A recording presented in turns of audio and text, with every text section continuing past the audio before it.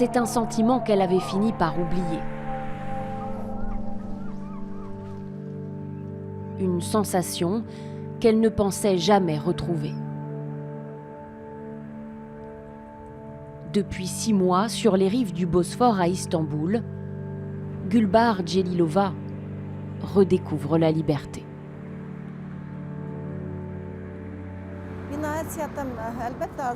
Aujourd'hui, je me sens libre.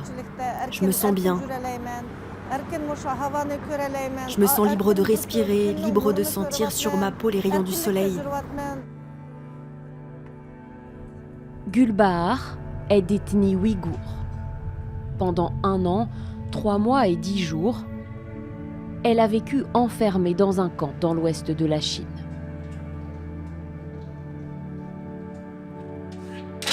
Un calvaire qui débute en mai 2017 lorsque des policiers l'arrêtent dans sa chambre d'hôtel. J'étais épuisée.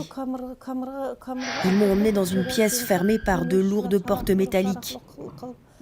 Elles faisaient beaucoup de bruit quand on les ouvrait. La pièce faisait 20 mètres carrés environ et il n'y avait pas de fenêtre. À l'intérieur, il y avait une quarantaine de femmes et la moitié d'entre elles étaient debout. Les autres étaient allongées au sol les unes contre les autres. On portait toutes de très lourdes chaînes aux pieds. Dans les cellules, Gulbahar décrit des conditions de vie insupportables. Manque d'hygiène, d'eau et de nourriture. Elle est aussi soumise à des sessions de lavage de cerveau. Elle doit prêter allégeance au Parti communiste chinois. Une fois par semaine, il nous montrait une vidéo sur Xi Jinping. Ensuite, il nous demandait d'écrire notre autocritique.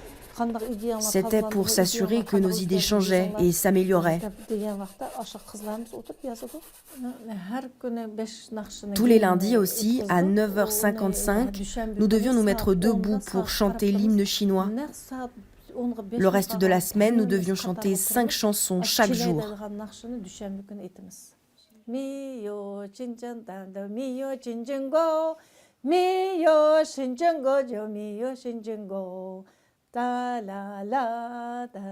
J'ai oublié le reste.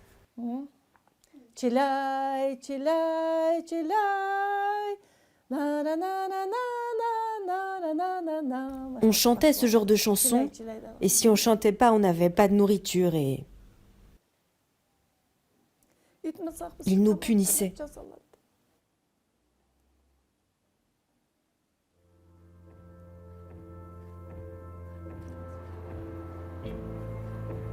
Dans l'ouest de la Chine, il existerait une centaine de camps comme celui dont parle Gulbahar. Des complexes immenses où, selon plusieurs ONG, plus d'1 million de Ouïghours seraient enfermés. Les Ouïghours, une ethnie musulmane et turcophone, présente dans la province du Xinjiang.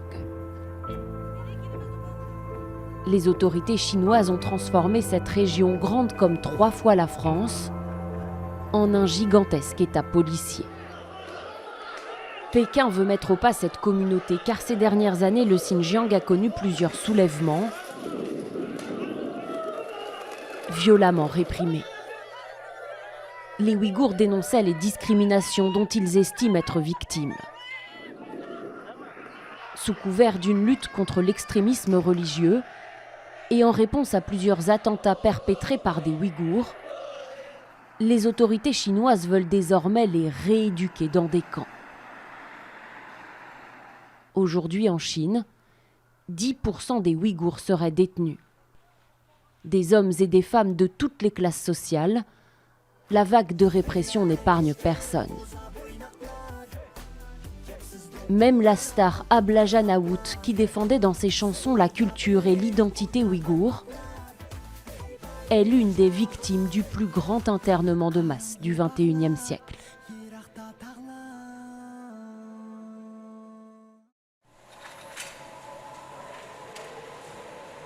À plus de 9000 km du Xinjiang, Vancouver au Canada.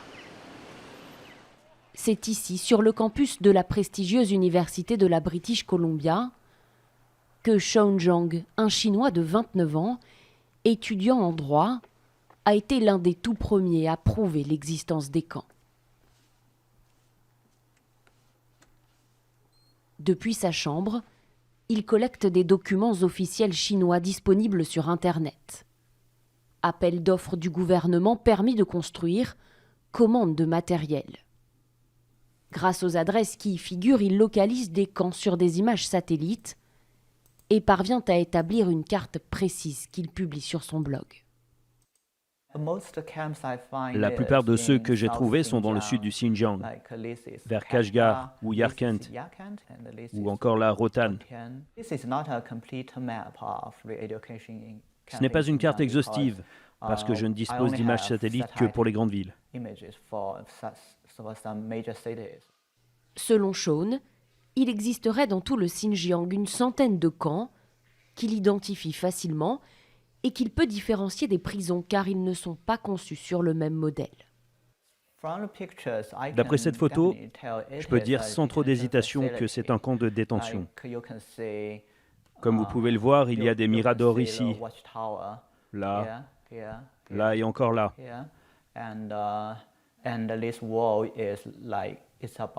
Et ce mur fait environ 3 à 5 mètres de haut d'après l'ombre.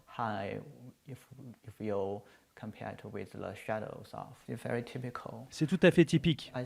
Je retrouve ce genre d'éléments dans beaucoup d'autres camps. Des camps ultra sécurisés qui s'agrandissent en un temps record. En 2016, sur ce terrain vague, quelques logements, transformés 2 ans plus tard en un camp gigantesque. 166 000 mètres carrés de bâtiments sont sortis de terre. D'après un rare document que Shaun a pu consulter, ce camp hébergerait aujourd'hui plus de 8000 personnes. Visiblement, ce camp s'est élargi pour une raison. Il faut y détenir de plus en plus de monde. Donc il faut construire de nouveaux camps pour recevoir plus de détenus.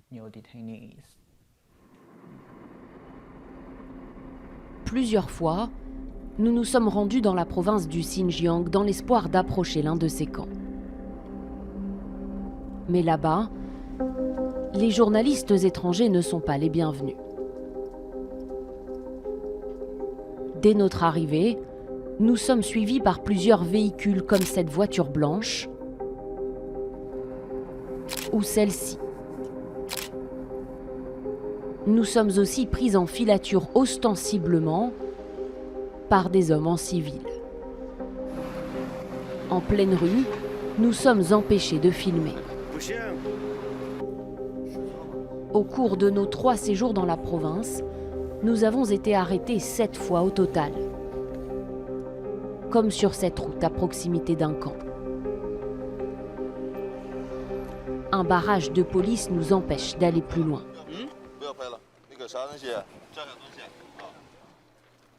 Nous sommes ensuite conduits dans ce poste de police où des agents vérifient notre identité et nous interrogent. Nous filmons discrètement. Vous êtes journaliste à Shanghai. Qu'est-ce que vous êtes venu faire ici? Nous sommes venus filmer le camp de Dabensheng. Il n'y a pas de camp de rééducation ici. Ici, à Dabensheng, il n'y a pas de camp. Non, il n'y en a pas. Si, il y en a un grand. Il y a beaucoup de monde. Non, il n'y en a pas, il n'y en a pas. Le camp de Dabensheng, on le voit sur cette image satellite. Nous ne pourrons pas nous en approcher. Ces policiers nous contraignent à faire demi-tour. Les 11 millions de Ouïghours qui peuplent le Xinjiang vivent désormais dans une immense prison à ciel ouvert. Stations de police et checkpoints quadrillent le territoire. Ils sont constamment fouillés. À l'entrée des gares, des supermarchés, avant de monter dans le bus. Les contenus des téléphones portables sont régulièrement contrôlés. Le Xinjiang est à la pointe du système de reconnaissance faciale. déployées dans toute la Chine. Des centaines de milliers de caméras scrutent chaque rue, chaque mosquée. On les retrouve même à l'intérieur des taxis, à l'entrée des toilettes publiques. Pour les Ouïghours, la vie sous surveillance n'est plus leur seul fardeau. Ils risquent désormais à chaque instant d'être envoyés dans des camps. Et ils ne sont pas les seuls à subir cette menace. Toutes les minorités présentes au Xinjiang souffrent de la même répression. Kazakhs, Tatars, Kirghizes. Dans certaines villes, des quartiers entiers ont été vidés de leurs habitants. Sur les portes des maisons et des boutiques, des scellés, les familles qui vivaient ici ont toutes été arrêtées. Comme dans cette rue d'Urumqi, la capitale du Xinjiang. La maison d'à côté est fermée, n'est-ce pas? Pourquoi? Oui, cette maison-là et celle d'à côté, c'est pareil. Elles sont fermées. Où sont passés les gens qui vivaient ici? Les gens? Un voisin intervient, mais refuse d'être filmé. Vous savez pourquoi ces maisons sont fermées? Oui, ils sont à Dabuncheng.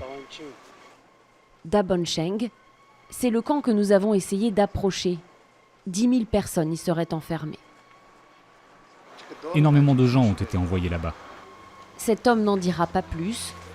Il nous fait signe de partir. Au cours de l'un de nos séjours au Xinjiang, à partir de coordonnées GPS transmises par Shonjiang, nous parvenons exceptionnellement à nous approcher du camp que l'on voit sur cette photo satellite. Ces images sont rares. Nous sommes à Hotan, dans le sud de la province. La ville compte au moins 8 camps. Celui-ci semble flambant neuf. Une dizaine de bâtiments, des murs hérissés de barbelés et des caméras qui scrutent chaque centimètre carré. Aux fenêtres, grillages et barreaux. Devant l'enceinte, ces enfants accompagnés de leurs grands-parents ont leur père enfermé. Qu'est-ce que c'est cet endroit? C'est une école, un endroit pour apprendre. Pour apprendre quoi? La langue nationale. Et tu sais pourquoi ton père est là-bas? Je ne sais pas trop.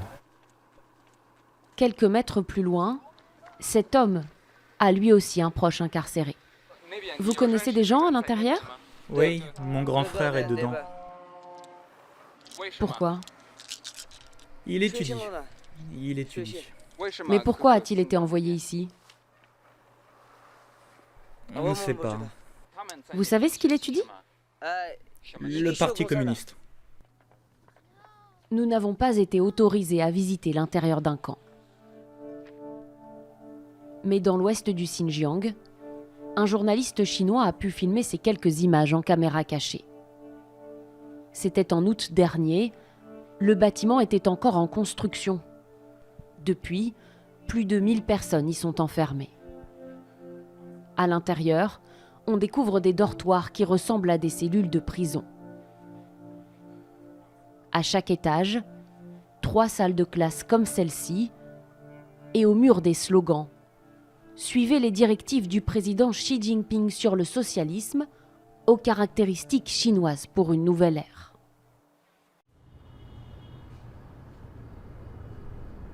De l'autre côté de la frontière chinoise, au Kazakhstan, nous avons retrouvé une femme, témoin clé de ce qui se passe réellement à l'intérieur de ces camps. Saragul Sotbeh est chinoise, d'ethnie kazakh. En novembre 2017, elle a été emmenée de force dans un camp et contrainte d'enseigner le mandarin à des détenus. Libérée 4 mois plus tard sans savoir pourquoi, elle vit aujourd'hui en exil. C'est la première fois qu'elle parle devant une caméra. Tous les jours, je devais faire travailler les détenus. Je devais leur faire dire des centaines de fois, des milliers de fois « Je suis chinois, je suis fier de la Chine ». Ces phrases, ils devaient les dire debout et les dire fort. Et moi, je devais les guider des milliers de fois. Ils devaient dire leur amour pour Xi Jinping et pour le Parti communiste. Quand j'allais en classe, il y avait 2 policiers armés qui me suivaient dans le dos. Quand je donnais cours, ils restaient derrière moi. À l'intérieur du camp, 2500 détenus. Ils sont d'ethnie kazakh ou ouïghour. À plusieurs reprises, Saragoul est témoin de violence. Parfois, quand je donnais cours, les policiers armés faisaient irruption dans la classe. Ils étaient 2 ou 3 et sortaient de force des détenus.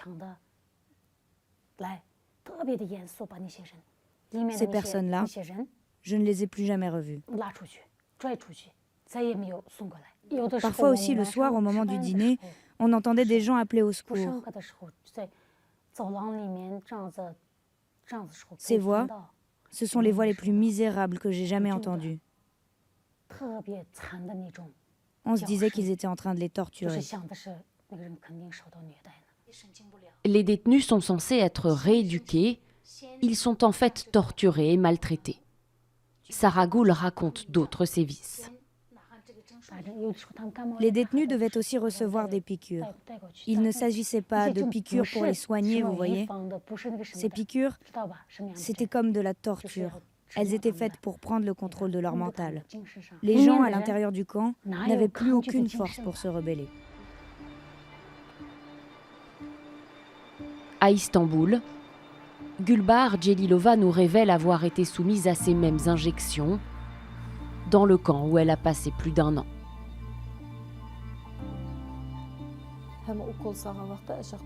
Ils nous piquaient ici ou là, 1 fois par semaine. On devait sortir notre bras par une petite ouverture dans la porte. Nous nous sommes rendus compte qu'à cause de ces injections, nous n'avions plus nos règles. Les miennes se sont arrêtées 1 mois après le début de ma détention. Et puis nous ne pensions plus à rien, nous ne pensions plus à nos proches, à nos familles. Je ne savais plus où j'étais née. J'avais l'impression d'avoir toujours vécu là. On ne sentait plus ni le froid ni la faim. C'était comme si nous étions des morceaux de viande posés là. Pendant de longs mois, Pékin a nié l'existence de ces camps, puis a fini par les reconnaître et leur a donné un cadre légal. Dans ce reportage diffusé par la télévision d'État, on voit des hommes et des femmes qui y apprennent le mandarin.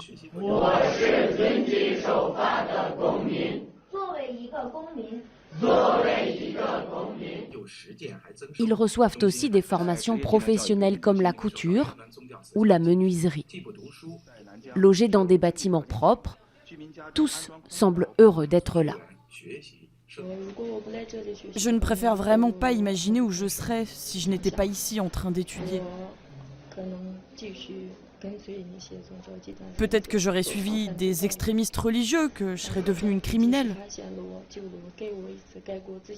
Le gouvernement et le parti m'ont trouvé à temps. Et ils m'ont sauvée. Nous avons montré cette vidéo à Gulbar Celilova. Les camps dans lesquels je suis restée ne sont pas du tout comme ça. Nous, on ne sortait jamais de notre pièce de 20 mètres carrés. Là, ils montrent 10, 20 personnes et ils disent « Regardez comme ils vont bien !» Mais les gens dans tous les autres camps sont en train de pleurer. Moi, je sors tout juste du camp et je peux vous dire que ce n'est pas du tout comme ça. Gulbar décrit plutôt des femmes détenues contre leur gré et incarcérées de façon arbitraire. Dans ce cahier, elle consigne les noms de ses codétenus et les motifs de leur arrestation. Dès que je me souviens d'un nom, je l'écris. Alia, enfermée car elle a voyagé en Turquie. Anissam, elle, c'était parce qu'elle avait une photo d'une fille en train de prier dans son téléphone. Marfret, arrêtée parce qu'elle portait un foulard. Gulbar Celilova, elle, était directrice d'une société d'import-export. Elle était en Chine pour affaires. Si elle a pu être libérée, c'est parce qu'elle a la nationalité kazakh. Les autorités de son pays ont fait pression sur Pékin pour la faire sortir. Cela faisait 20 ans que je faisais des affaires avec la Chine. Je ne suis pas une terroriste, je suis juste une femme d'affaires normale et une mère de 3 enfants. Comme Gulbar Djelilova, 1 million de Ouïghours vivent aujourd'hui en dehors de Chine.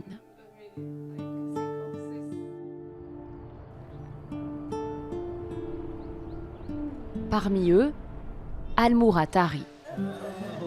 Ce médecin généraliste, fils de fonctionnaire ouïghour, a quitté le Xinjiang quand il avait 19 ans. Aujourd'hui, il vit dans la banlieue d'Helsinki avec son épouse, ouïghour elle aussi, et leurs 2 petites filles. On aime beaucoup vivre ici. On se sent chez nous. Pas pour la culture qu'il y a, mais parce qu'on est libre ici. Il y a 2 ans, il apprend que ses parents sont enfermés dans un camp. Parce qu'il sait qu'il n'est pas la seule victime, il lance alors un appel à témoins sur Internet. En quelques jours à peine, il reçoit des centaines de messages. Regardez, on en a tellement. Regardez, je peux même faire comme ça et ça ne s'arrête pas. Il y a près de 400 vidéos et témoignages. Comme celui de cette petite fille qui n'a plus de nouvelles de son papa, ou ce jeune homme de nationalité américaine. Aidez-moi à libérer mon père des camps d'internement chinois, un célèbre rédacteur en chef ouïghour. Je vois que je ne suis pas tout seul. Ça me rend triste, vous savez, parce que vous pouvez sentir leur douleur et vous menez exactement le même combat. Vous avez la même douleur à l'intérieur de vous et vous pouvez sentir leur douleur. Ça fait remonter des émotions. Désolé. Ses parents ont depuis été libérés et placés en résidence surveillée.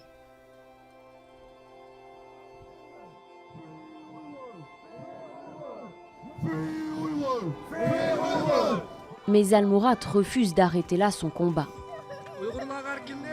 Régulièrement, il organise des manifestations pour alerter l'opinion publique. Ce jour-là, des Ouïghours venus de toute l'Europe l'ont rejoint à Helsinki. Bonjour à tous, bienvenue et merci d'être venus.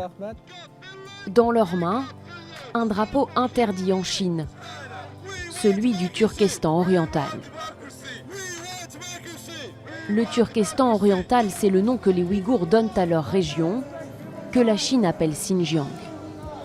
Certains Ouïghours pensent que la survie de leur peuple doit passer par l'indépendance de leur territoire. La Chine communiste administre la province depuis 1949. Est-ce que c'est la solution? En tout cas, c'est ce qu'on aimerait. Parce qu'au XXe siècle, on a déjà été indépendant. En 1933, une première fois, puis en 1944.